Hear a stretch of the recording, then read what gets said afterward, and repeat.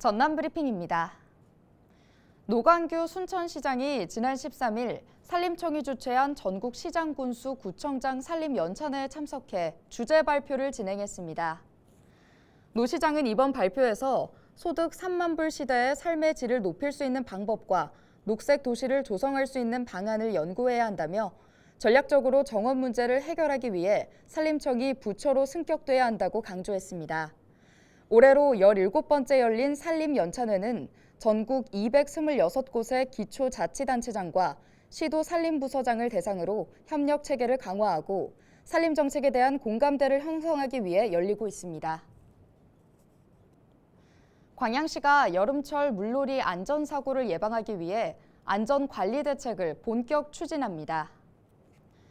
광양시는 물놀이 관리지역과 위험구역에 안전관리요원 40여 명을 배치하고 유관기관 협조체계 구축과 안전시설 정비 확충 등을 실시할 방침인데요.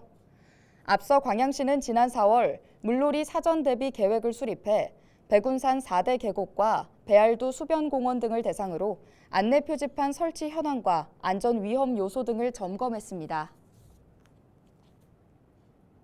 여수 광양항만공사가 중소조선연구원 등 3개 기관과 물류 디지털 전환을 위한 업무 협약을 체결했습니다. 각 기관은 이번 협약을 계기로 선박과 물류 신기술 개발 사업 발굴과 항만산업 경쟁력 강화를 위해 협력하기로 약속했는데요.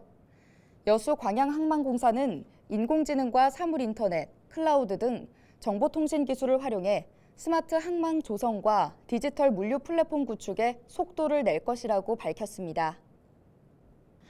결혼 페널티라는 말 들어보셨나요? 결혼을 하면 각종 제도에서 불리한 점이 많다는 의미를 담은 신조어인데요. 실제로 혼인신고를 하면 미혼일 때 받을 수 있는 각종 지원이 끊기는 경우가 많다고 합니다. 한 예로 주택자금 대출을 살펴보면 미혼인 경우 소득이 연 6천만 원 이하면 2억 원까지 대출을 받을 수 있는 반면 신혼부부는 부부 합산 소득이 연 7천만 원 이하여야만 2억 원 대출을 받을 수 있습니다. 요즘 신혼부부들 대부분이 맞벌이라 이 소득 요건을 충족하는 게 쉽지 않다는 말이 나옵니다. 부동산 청약도 마찬가지인데요. 주택 청약 우선 공급 조건이 되려면 부부 중 한 사람의 소득이 4,024만 원을 넘지 않아야 합니다. 소득 커트라인이 너무 낮다는 말은 여기서도 나옵니다.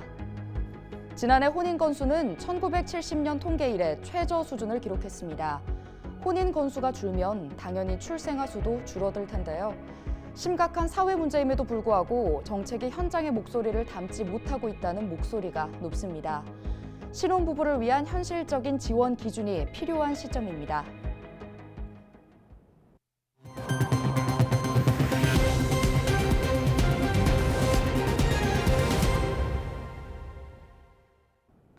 서해지방해양경찰청이 공백 없는 관제망 구축을 위해 해상교통관제센터에 대한 시범 운영에 들어갔습니다.